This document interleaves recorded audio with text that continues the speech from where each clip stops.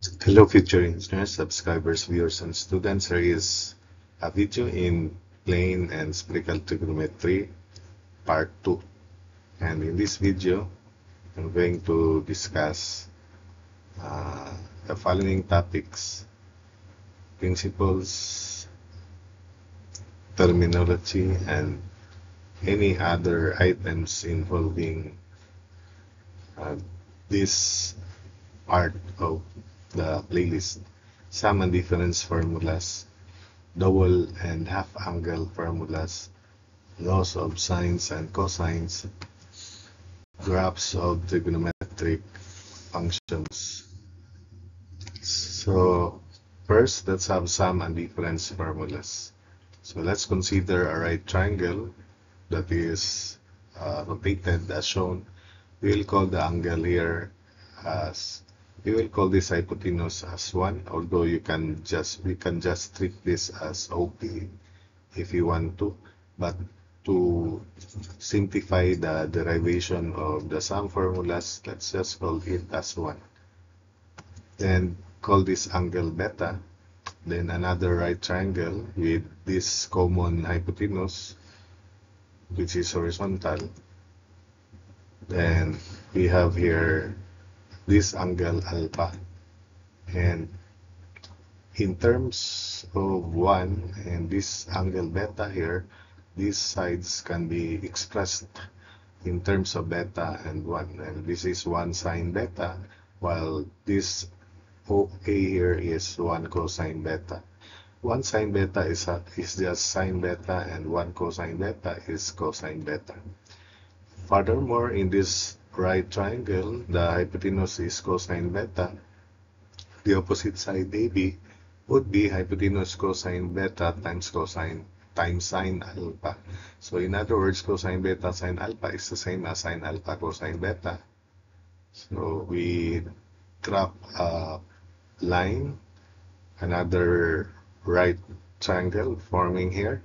This is horizontal and that's vertical. So remember by principle that this angle here is also alpha because we have here a common hypotenuse OA. This is horizontal, so if this is alpha, then that's also alpha. And remember that the angle of inclination is also the angle between the vertical and the normal to that inclined plane. So in other words, this is also alpha.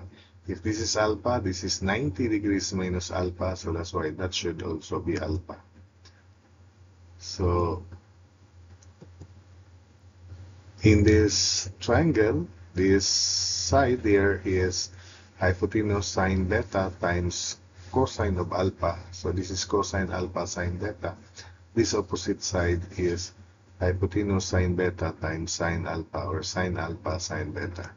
So this is again sine beta cosine alpha, or cosine alpha sine beta, while this opposite side is sine beta sine alpha, or sine alpha sine beta. So let's extend it and call this point D. So this is equal to that length of segment AC. So this is sine beta sine alpha, or sine alpha sine beta. Then in this right triangle, this is hypotenuse cosine beta times sine of alpha, or sine alpha cosine beta. This adjacent side OP would be hypotenuse cosine beta cosine alpha, or cosine alpha cosine beta.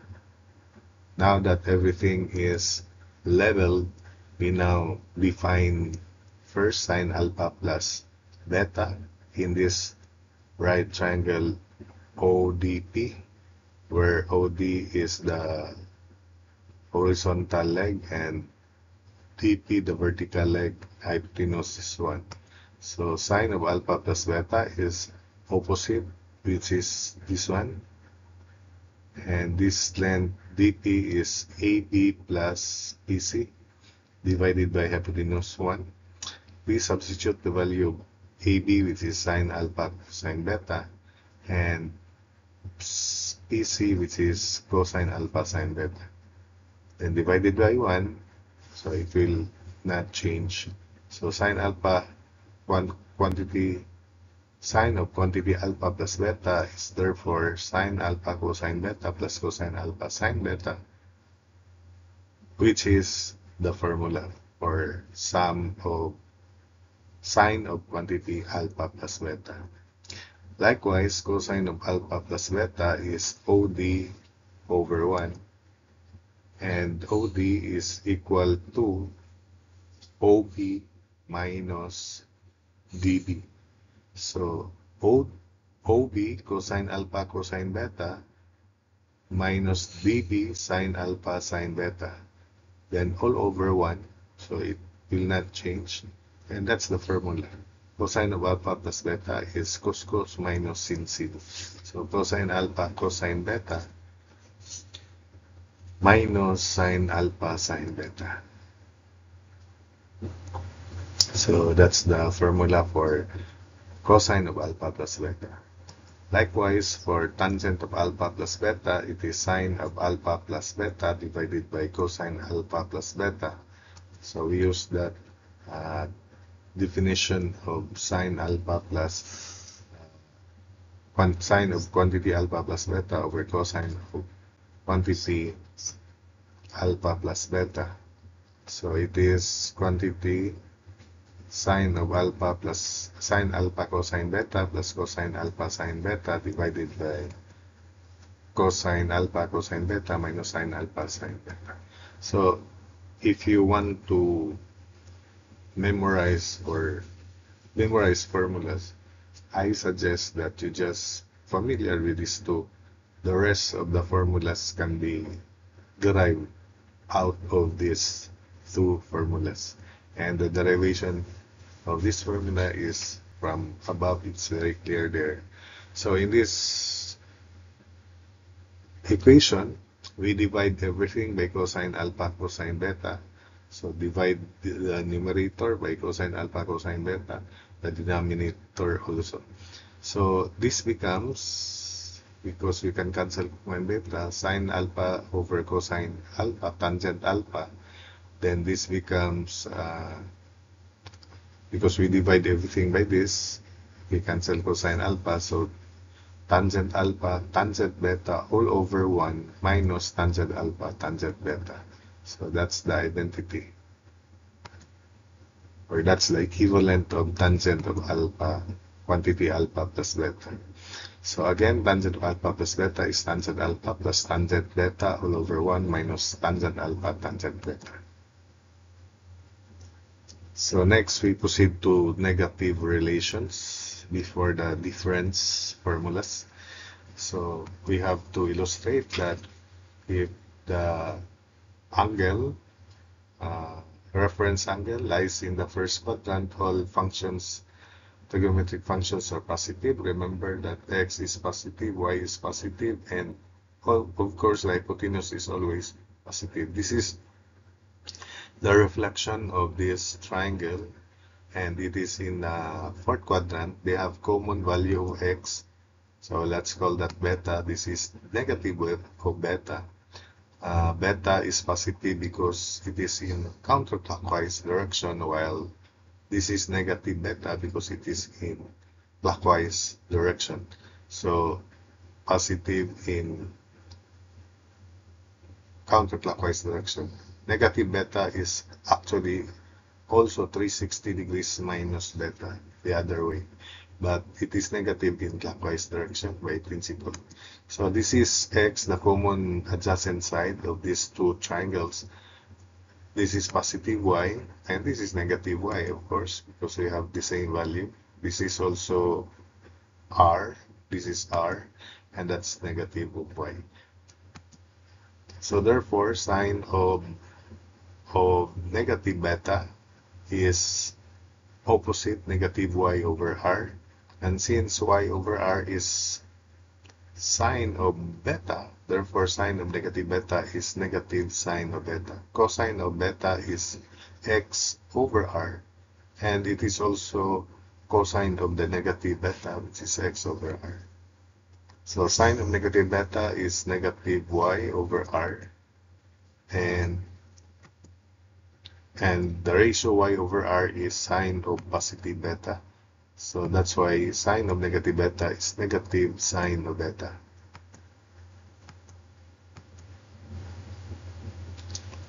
While cosine of negative beta is the same cosine of positive beta because it is x over r. X over r. So it is cosine of positive beta. Tangent of negative beta is equal to negative sine beta over cosine beta, so negative tangent beta. But if we use the definition here, it is negative y over x. And remember that negative y over x is also negative of quantity y over x, or negative of tangent of beta.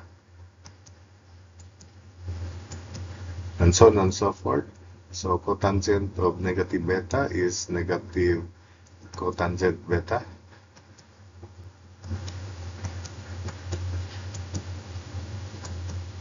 Then we have cotangent of negative beta, negative cotangent beta. Cosecant of negative beta, r over negative y. So it is the negative of cosecant of beta, r over negative y. So negative of cosecant of beta. Then finally, secant of negative beta is r over positive x. So it is just secant of positive betas. So as a reminder, only sine and only cosine and its reciprocal secant of negative beta. Cosine and secant functions are even functions. When you say even, the cosine of the negative angle is equal to the positive cosine of the positive angle. Secant of the negative angle is equal to the secant of the positive angle. So that's it. The rest would be add functions, wherein sine of negative beta is negative sine beta, and the other add functions, trigonometric add functions. Then we use this definition of the negative relations to derive difference formulas.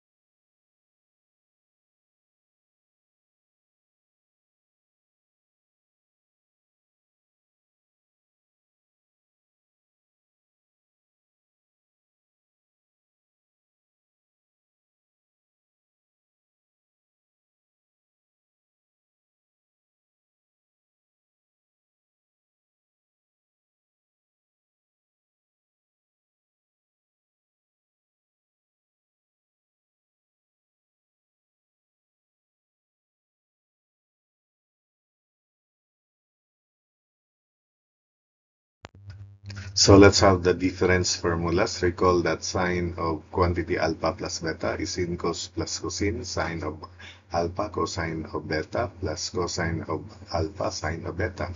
Now, if we replace beta by negative beta, then we also correspondingly replace in the expansion of this formula here. And remember that cosine negative beta is just cosine of positive beta, so this is still sine alpha cosine beta. And sine of negative beta is negative sine of beta, so that makes this second term negative cosine alpha sine beta. So that is sine of quantity alpha plus alpha minus beta is sine alpha cosine beta minus cosine alpha sine beta. Sin cos plus cosine, but in this case it becomes sin cos minus cosine. Then cosine of alpha plus negative beta is equal to cosine cos minus sin. And remember, cosine of negative beta is just cosine of positive beta, so this remains cosine alpha cosine beta. And sine negative beta is negative sine of beta, so negative of negative becomes positive. So the difference for cosine of alpha minus beta is cosine alpha cosine beta plus sine alpha sine beta. Then tangent of alpha minus beta is tangent of alpha plus tangent of negative beta over 1 minus tangent alpha tangent of negative beta. And tangent of negative beta is negative tangent beta. So replacing, so the denominator becomes 1 plus tangent alpha tangent beta. You can also derive these formulas in the same manner as the presented derivation here, so that you just remember sine expansion of sine quantity alpha plus beta and cosine quantity alpha plus beta, then learn the techniques on how to derive these formulas. So next would be double angle and half angle formulas.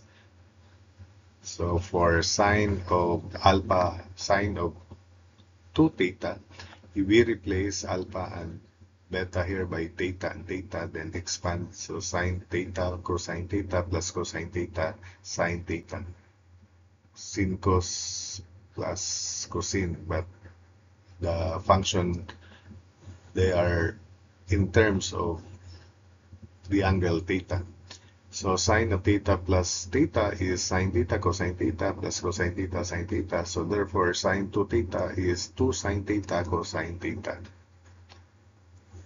Likewise, cosine of theta plus theta is cos minus sin. So cosine theta cosine theta minus sine theta sine theta. So that's cosine squared theta minus sine squared theta.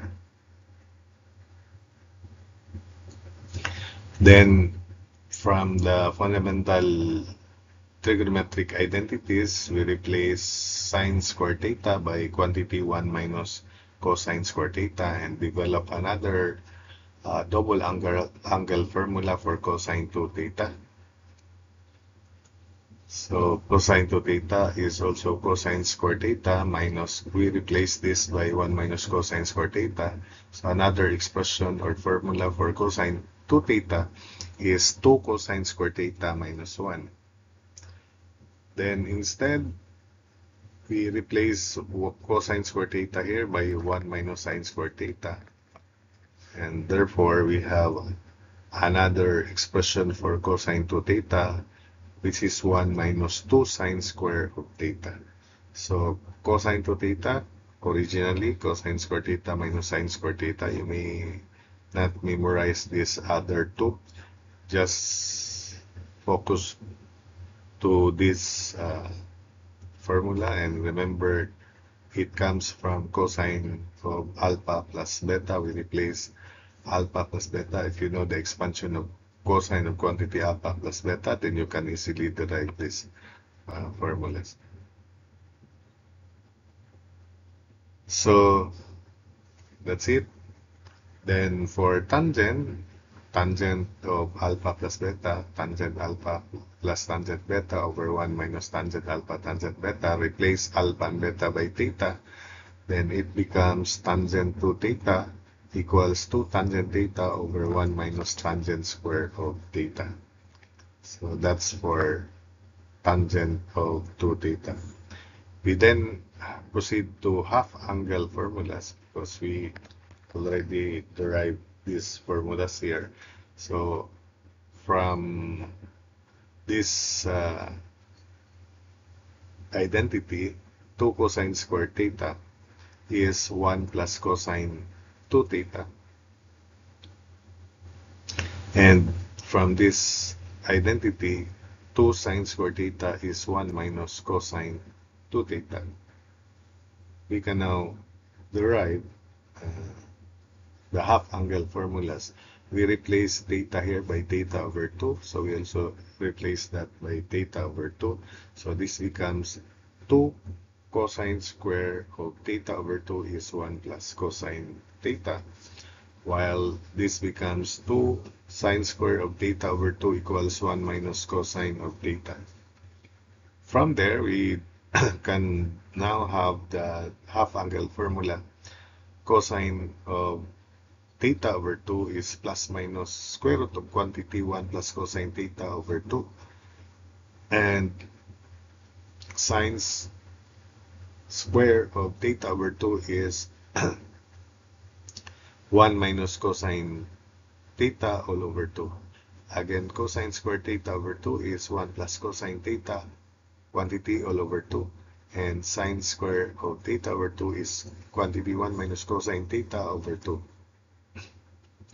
So these are now the half angle formulas.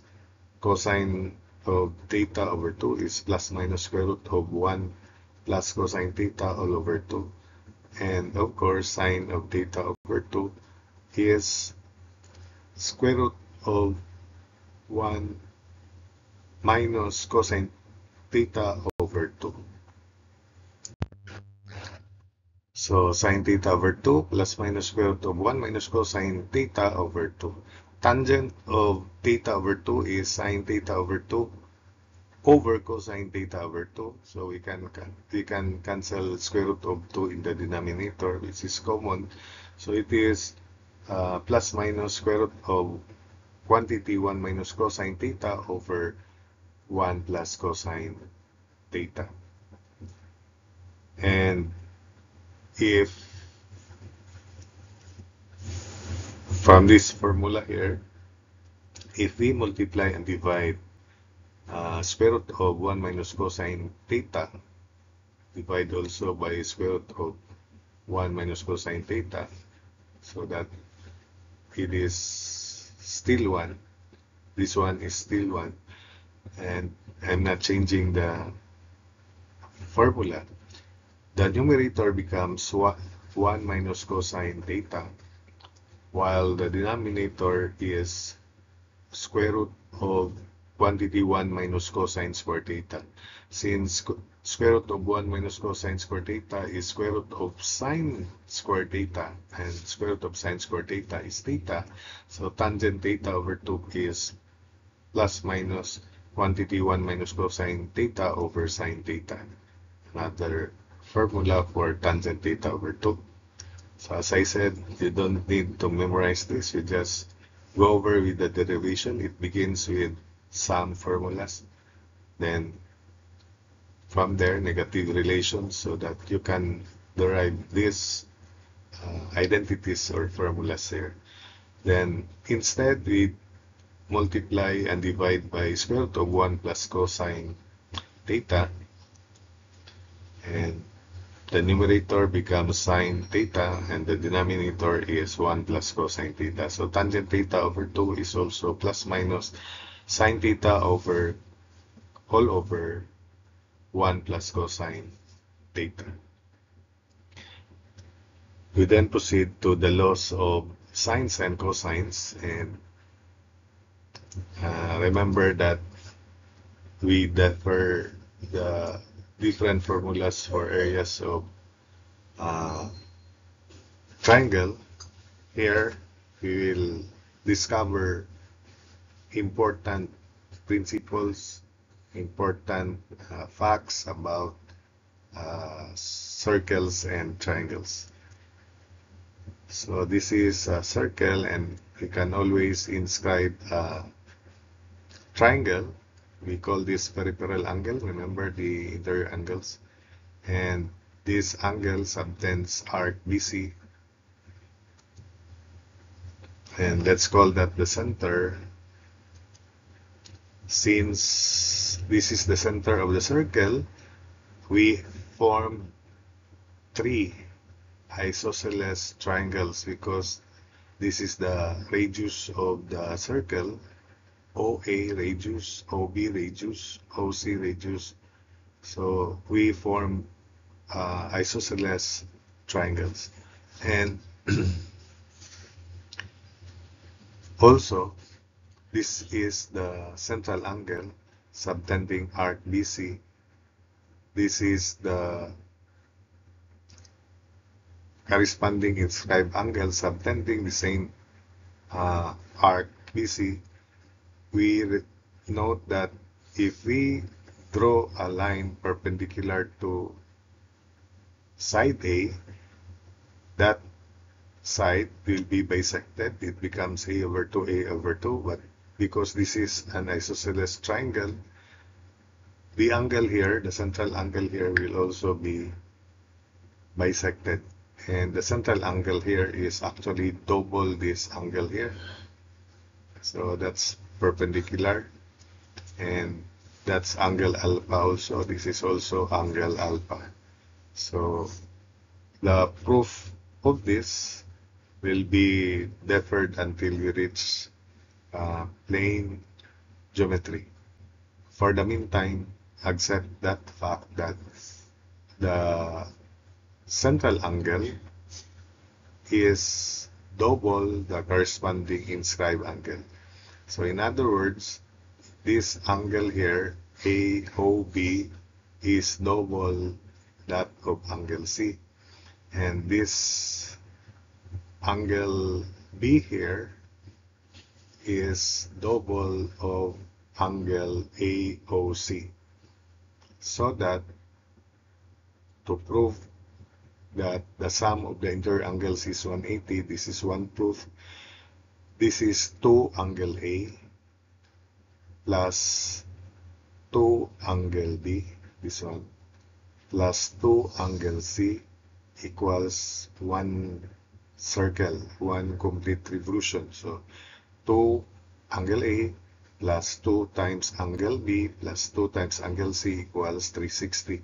Divide everything by 2. So angle A plus angle B plus angle C equals 180 degrees. So that's a fact. Right? So that's the proof that this central angle is twice the corresponding inscribed angle. And that's another way of proving that the sum of the interior angles of a triangle is indeed 180 degrees. So that's A over 2, A over 2. So sine of angle A in this right triangle, therefore, is A over 2 divided by hypotenuse, which is R. So sine angle A is A over 2R.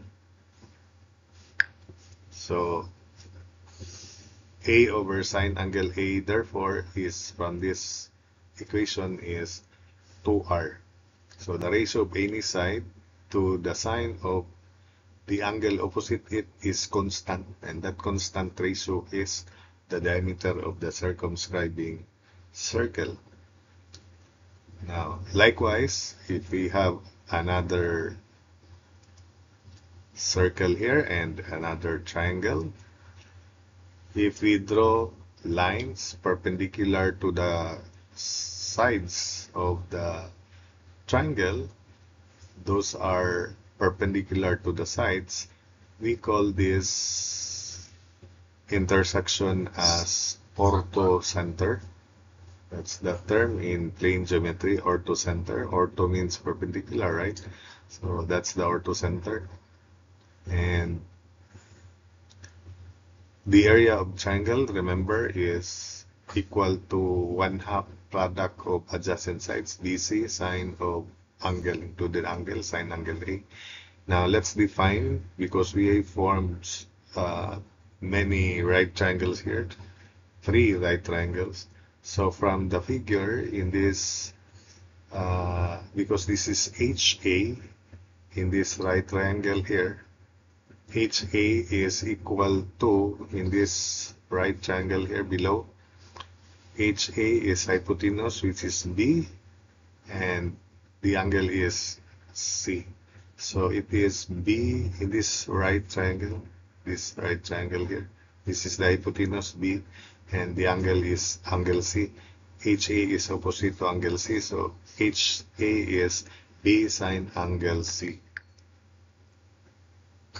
Likewise, in this upper right triangle, H sub A is also C, hypotenuse sine of angle B. So equating B sine angle C is equal to C sine angle B. Therefore, we form the ratio B over sine angle B equals C over sine angle C. And since if we define HB in this right triangle and in this right triangle, HB is equal to, this is HB, this perpendicular length or segment in this right triangle. It is equal to C, the hypotenuse, sine angle A. It is also equal to,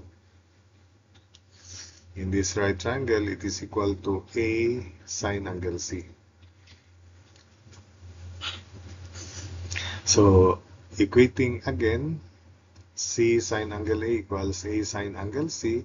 So redefining the ratio, then we have A over sine angle A equals C over sine angle C. So forming the continued ratios, because B over sine angle B is also C over sine angle C, and in this equation here, we can show that C over sine angle C, C divided by sine angle C is equal to A over sine angle A. So that means C over sine angle C is also A over sine angle C from this equation here. And we now write the continued ratio, which is now the law of sines. A over sine angle A equals B over sine angle B equals C over sine angle C.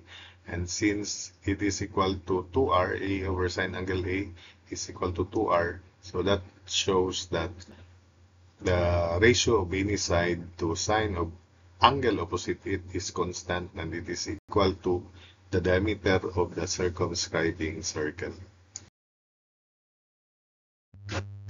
So for the law of cosines, we'll have here a triangle in general, then sides, then we have H sub B here, and we'll call the length of the leg. We have 2 right triangles here from A to this foot of the right angle as X. Let's call that X. So this is B minus X, and by Pythagoras theorem, H sub B square is equal to C square minus X square, and it is also equal to, from this right triangle, A square minus quantity B minus X square. Equating, so C square minus X square equals A square minus quantity B minus X square. So C square minus X square equals A square, let's expand this, minus B square. The second term is negative 2bx, so times negative, so plus 2bx. The last term is x squared, negative of x squared is negative x squared. So c squared minus x squared equals a squared minus b squared plus 2bx minus x squared. We can cancel negative x squared, and transposing negative b squared to the left, then we now have a squared equals b squared plus c squared minus 2bx. Then in this right triangle, we define x, the adjacent side of this right triangle, and the angle is angle A. X is c, hypotenuse cosine of angle A. So replacing x by c cosine angle A, then we now have the first law of cosines. A square equals b square plus c square minus 2bc cosine of alpha. And you're just familiar with that. We read this as the square of any side is equal to the sum of the squares of the other sides, then minus twice the product of the other sides times the cosine of the angle between this side here. So this is now the law of cosines. Just do not memorize, you just familiar, define it as I defined it. Any side square, the square of any side is equal to the sum of the squares of the other two sides minus twice the product of the other two sides times the cosine of the angle between those two sides, those two sides. That's it. And these are the three equations for the laws of cosines. Do not memorize, of course. You may also derive the formula so that you can recall them. If you can derive them, then you can easily recall them.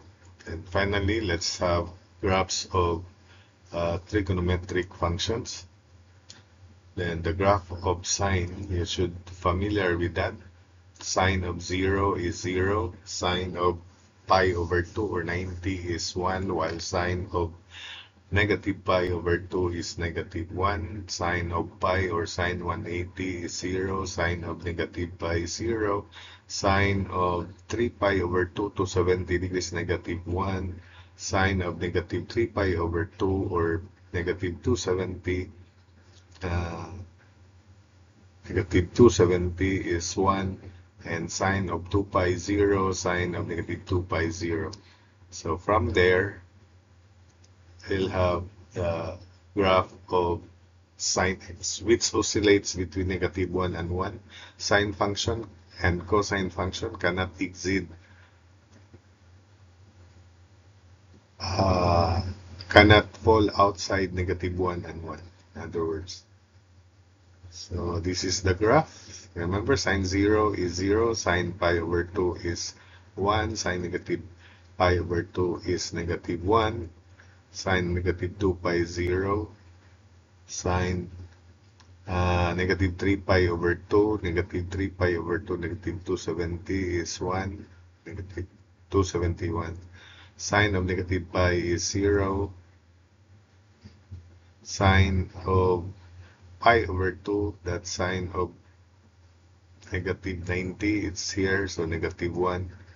Sine of 0 is 0.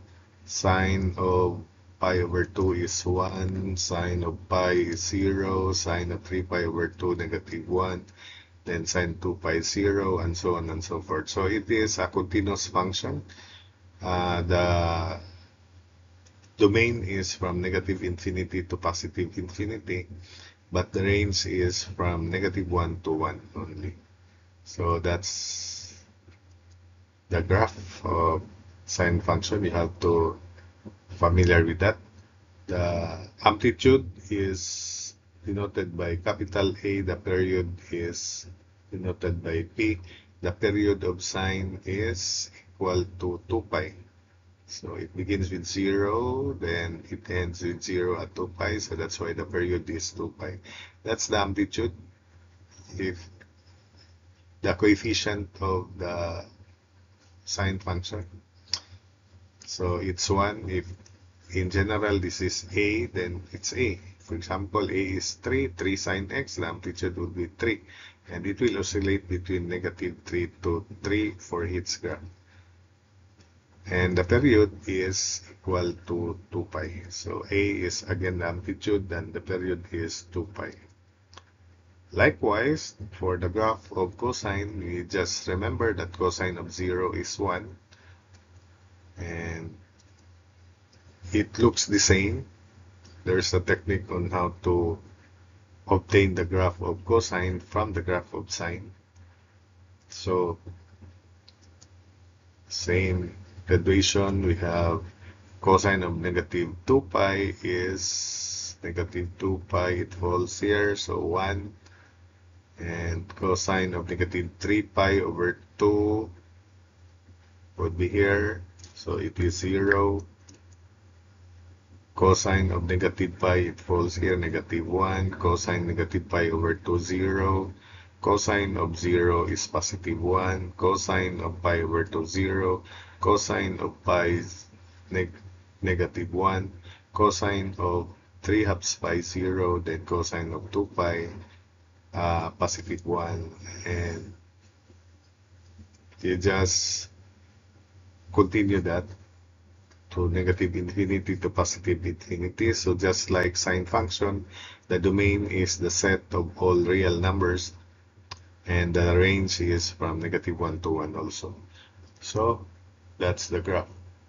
We note that by dragging the graph of y equals sine x, a movement of pi over 2 to the left, we obtain the graph of y equals cosine of x.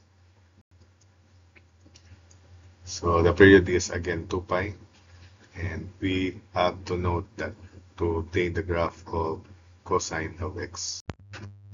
So for the graph of tangent function, y equals tangent x, remember this is sine x over cosine of x. So we have vertical asymptotes for the graph of y equals tangent x at those points where the denominator cosine x is 0. And we note that cosine x is 0 at pi over 2, negative pi over 2, 3 halves pi, negative 3 halves pi, 5 halves pi, negative 5 halves pi, and so on and so forth. So we have vertical asymptotes there. And we also note that tangent of x is 1 when x is 45 degrees or pi over 4, negative 1 when x is negative pi over 4 or negative 45 degrees.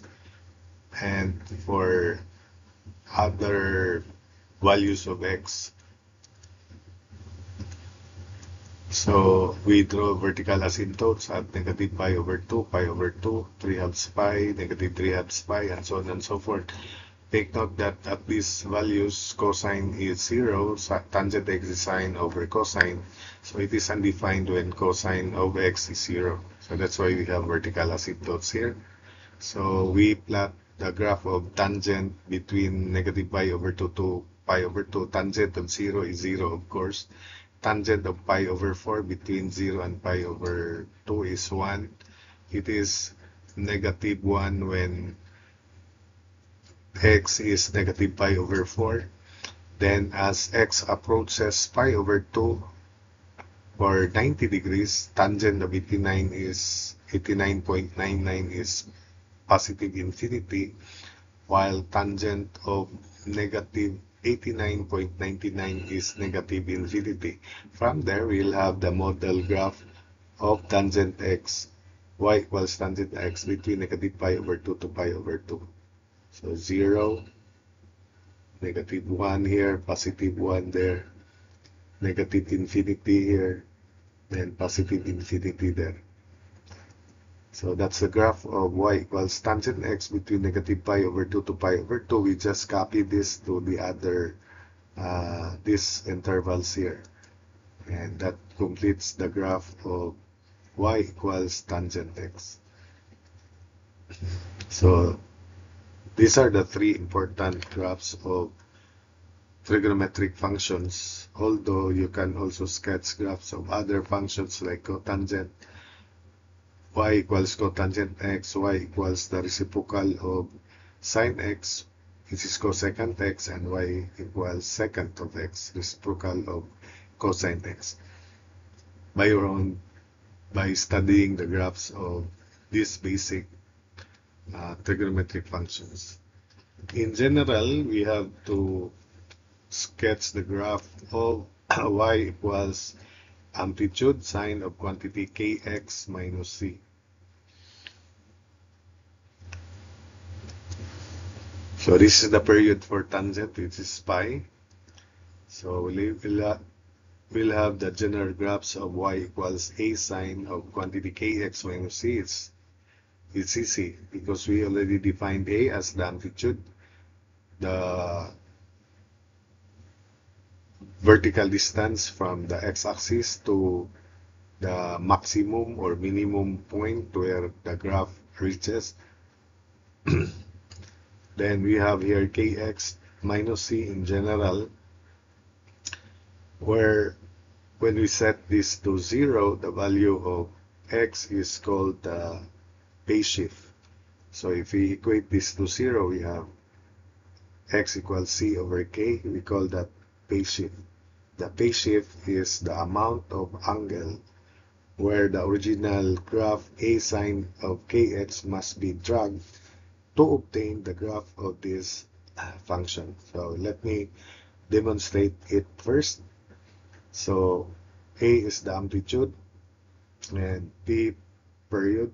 The period in general is 2 pi divided by k because there is now coefficient of x here. So the period is 2 pi over k. Originally it was 1, so that's why 2 pi over 1 is still 2 pi for sine function y equals sine of x. So phase shift is again c over k. We equate this to 0, the value of the angle x when we set this quantity to 0. So this is our guide. We first sketch the graph of a sine kx. We divide the graduations into 2 pi over k as the period. We divide that further to 4 because remember it should be divided by 4. This is 1 period, 2 pi over k. So half is pi over k.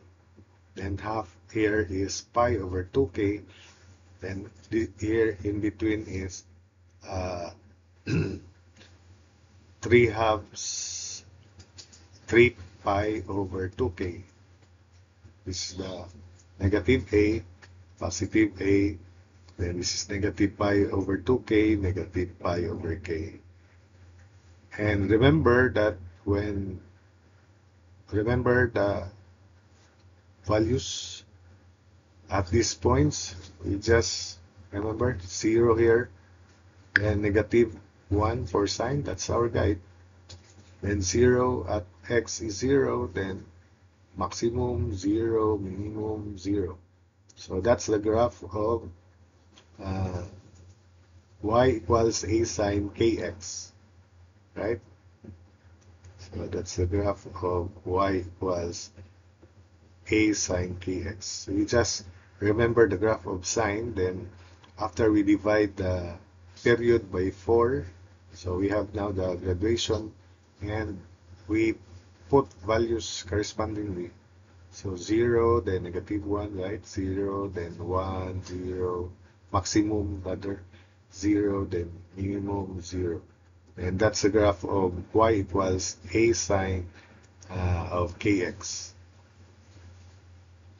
Now, assuming that c over k is positive, then we have to drag this c over k to the right to obtain the graph of y equals a sine quantity kx minus c.